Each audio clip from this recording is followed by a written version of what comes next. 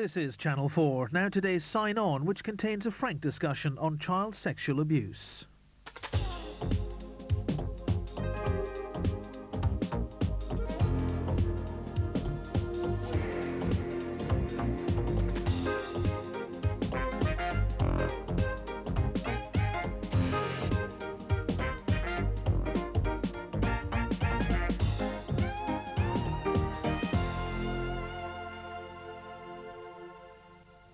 I think there is an important job to do in teaching the children what to do if they are frightened or hurt by somebody who is an adult.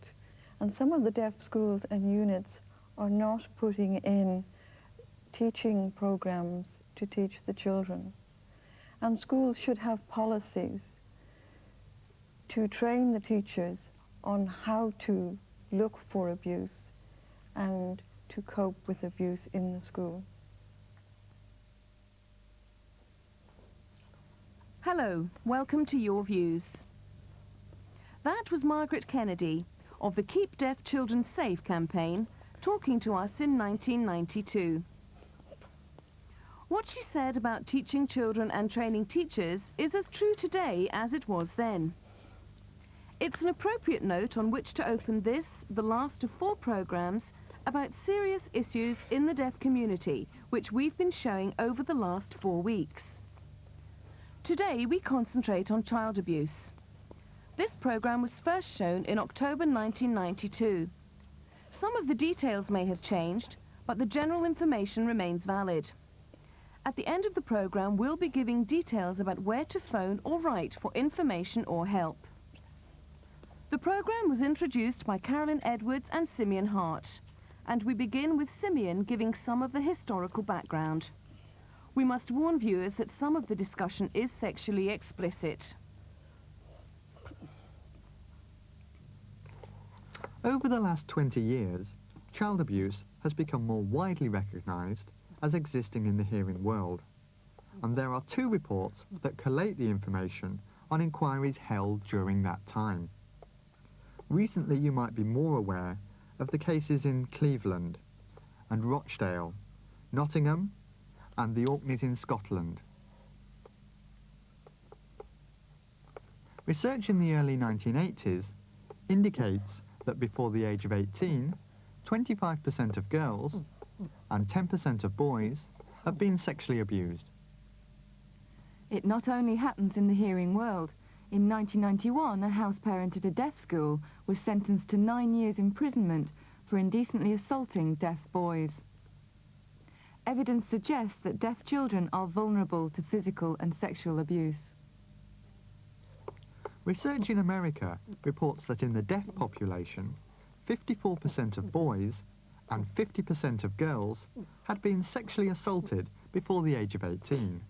There has been no definitive survey to say this is the same in Britain.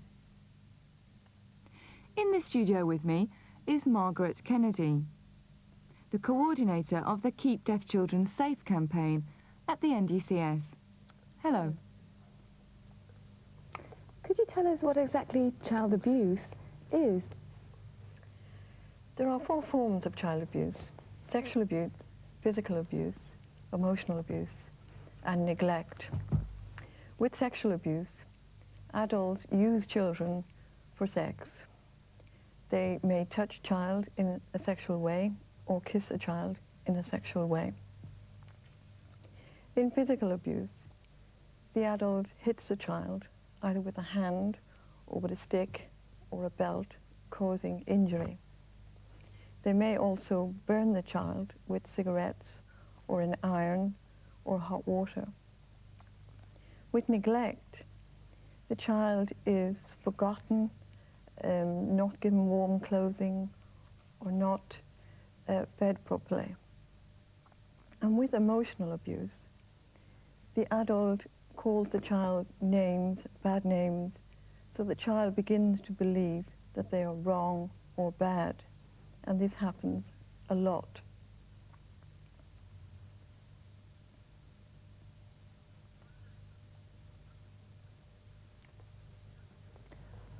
Why is the deaf community not aware of this? I think it's very difficult for the deaf community to learn and understand about abuse, because many of the books on abuse are not accessible, and we don't have videotapes in sign language or subtitles, so it's very hard for the deaf community to learn about abuse.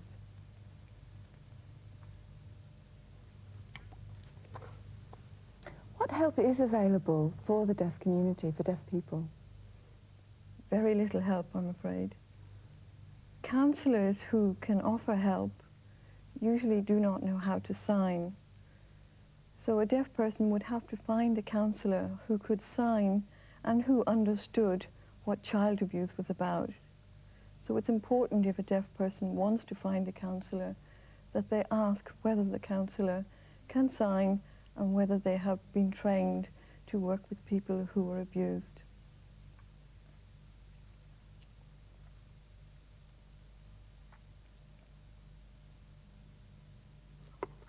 Child abuse isn't something new. It has existed over many years. We talked to one of our elder deaf viewers about what had happened in the past at his school.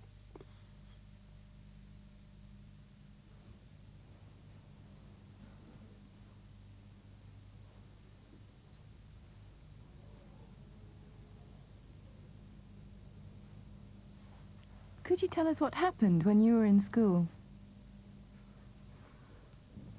My father was deaf, then there's me, and then my son. The three of us span more than 100 years. My father started school about 1889.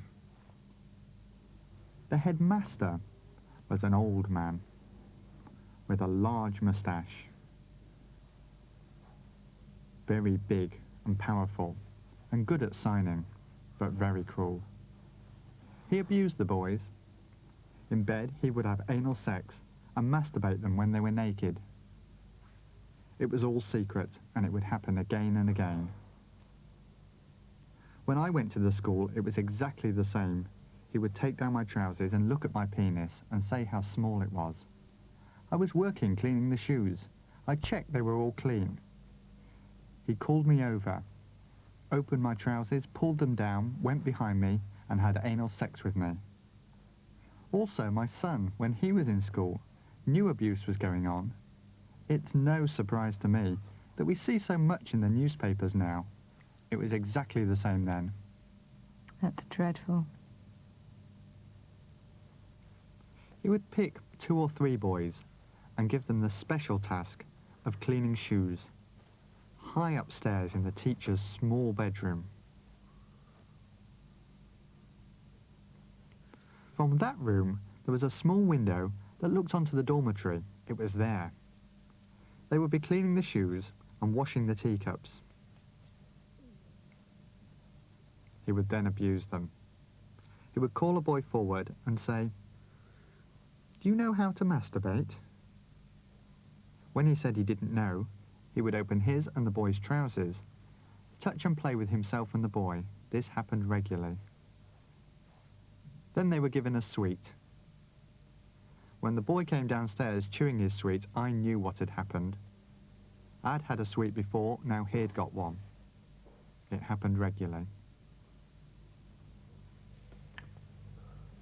Why has this been going on for so long?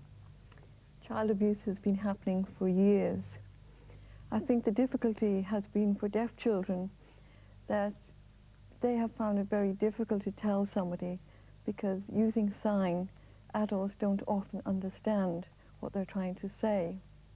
Many children are frightened of talking because the abuser has threatened them.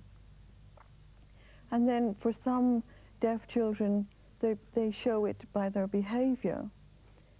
They become aggressive or withdrawn or shy. And adults believe this behavior is due to being deaf and not abuse. And we also need to teach the children what to do if they are being abused, to go and find help.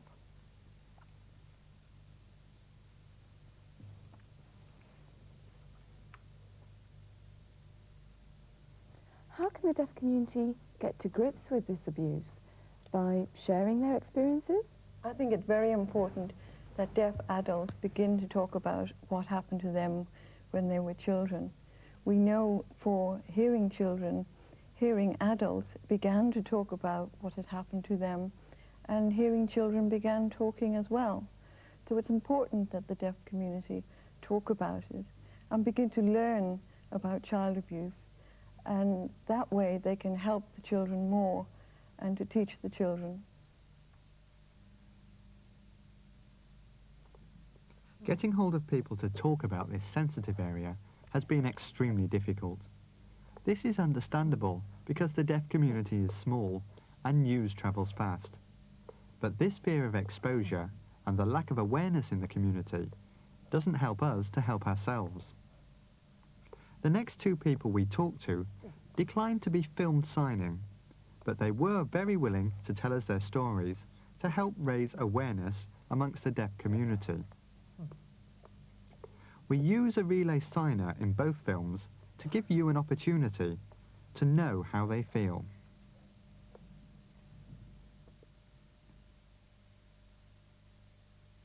I had to travel to school, and it was getting to me. They often asked if I could go for a lie down in the medical room for a sleep and a rest. I often went to the medical room with colds and things. The first time it happened, I was 12. I had a bad stomachache again, and the man said, "Let me take a look." He touched me down there. I didn't know what was happening, what he was doing. He said, "It'll make your stomach better." I was all mixed up and confused. When I got home, I didn't dare tell my mother, so I kept it to myself. I didn't know why he touched my private parts.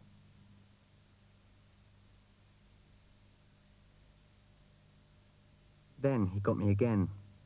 I couldn't get away. He said, "I hear you've got a bad stomachache again. Let's have a look," and took the blanket off. I just lay there. I couldn't do anything. Then it happened again.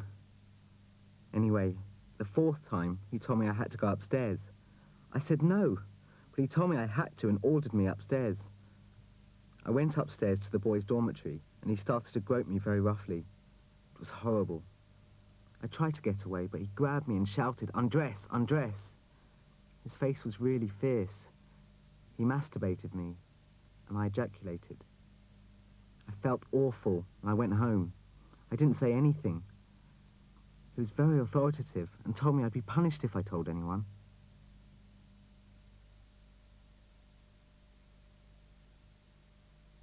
I didn't want to go to school. I didn't want to be abused again.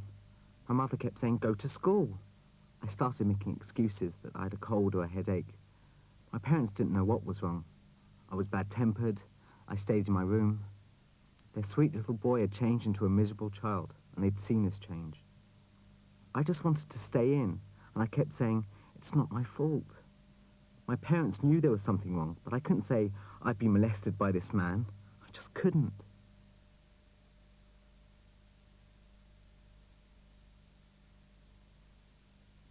But then one of the boys told the school, ignored all the warnings, and told the head. And it was such a relief. I'd heard rumours about abuse, but everyone just eyed everyone else suspiciously. But then when the boy went forward, I felt confident enough to talk, to say I'd been abused. Then I went to court. I told them everything. When I started, I was sweating, my heart was pounding, you know. I thought I was prepared, but afterwards, I was depressed, worn out. But it gave me a lift when the guy was found guilty and sent to prison. I went to counselling a few times, and it helped. Because I went to court and stood against that man, I've got it off my mind. I'll never be completely better, though. I'm not being punished in the way that he said I would be. But I am being punished by telling my story, having to go back over it again and again.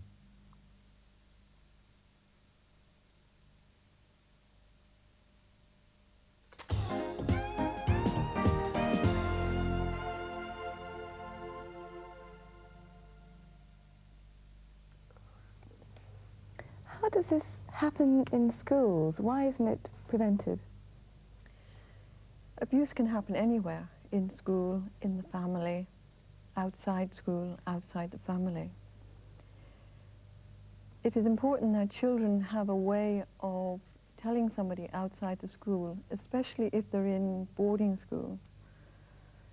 So schools should have a Minicom telephone line so that the children can get help if they need it.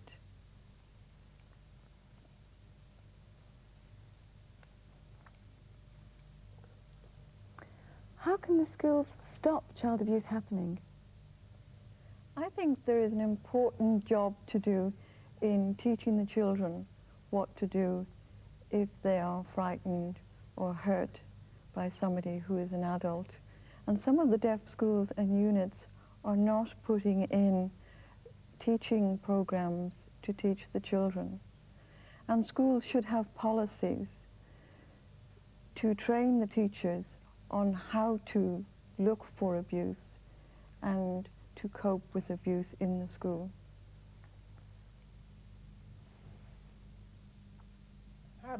Abuse does not only occur in school. Research suggests that the majority of offences happen with relatives, the family or friends. In our next film, a young woman tells us what happened to her. Again, we are using a relay signer to protect this person's identity.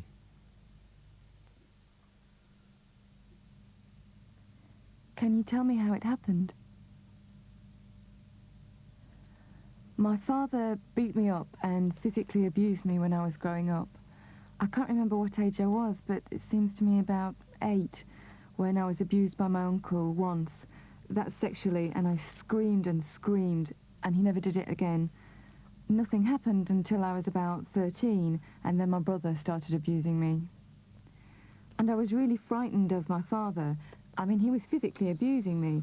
I thought if I said something, it would make things worse. Then he would hit me again, so, you know, I just kept it to myself. At school, you see, they just thought I was lazy, and they picked on me. And when I went home with my report, I'd get told off. But it wasn't me. It was the same with wetting the bed. That happened until I was about 14. My father would beat me up when I wet the bed. I wanted to say something, but I was frightened of the dark. When my brother made me have sex, it was always in the toilet, so I wouldn't go to the toilet. And then I'd wet the bed.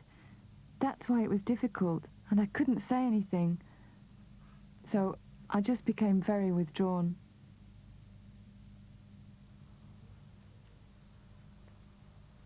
I didn't say a word to anybody, because I remember some friends saying, "I've heard about some brothers and sisters, even uncles, having sex with each other. It's horrid." And I thought it was my fault, and I couldn't tell anybody because I was so embarrassed about myself. I know now that it wasn't my fault. And my social worker was always coming to see me, getting on at me and trying to encourage me and calm my behaviour. I couldn't trust that person. I realise now they'd say, "You should have told me." And I say, "Yes, but you were always telling me to respect my parents, listen to my parents. What was I supposed to do? You know, it's difficult."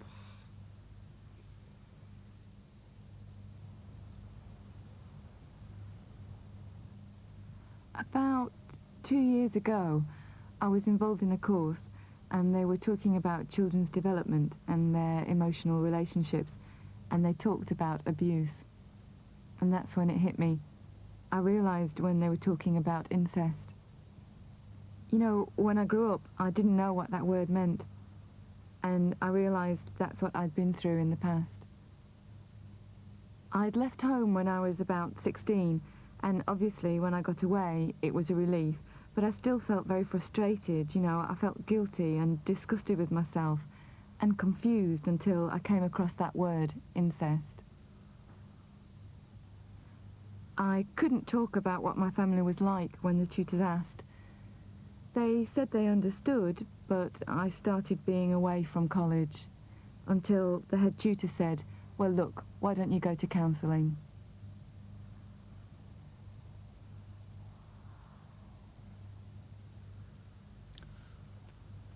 In the end, I decided to write it all down. That was a depressing process, and post it to my parents. My father was very shocked. He couldn't believe it. Then I called the counsellor and the psychologist. They wanted details of my problems in the past, I talked to the psychologist, and it was then I started to realise it wasn't my fault. I feel a lot better in myself now.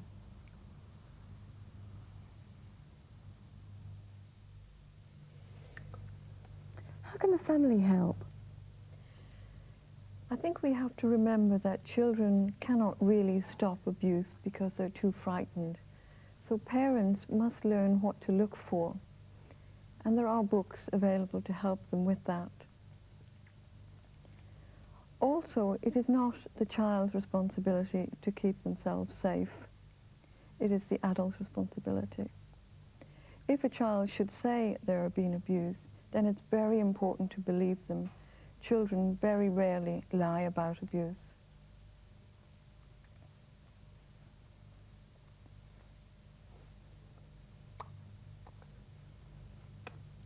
Is there anybody who can recognise the signs of child abuse? We've been trying to work very hard on this, particularly for deaf children. And the Keep Deaf Children Safe project was set up so that we could look for it and do something about it.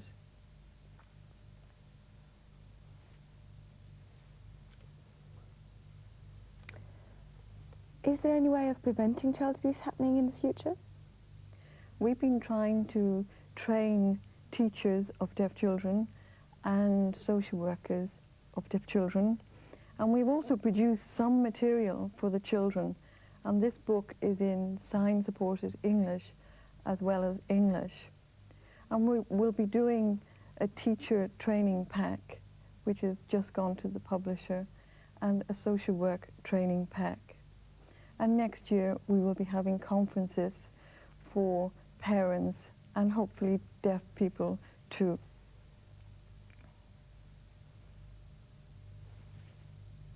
Margaret, thank you. Okay. Those training packs Margaret Kennedy mentioned and other materials can be obtained from the National Deaf Children's Society, 15 Dufferin Street, London EC1Y 8PD. That's the National Deaf Children's Society, 15 Dufferin Street, London EC1Y 8PD. Sad to say, Margaret Kennedy has recently been made redundant, and the Keep Deaf Children Safe campaign is having to close down owing to lack of funds.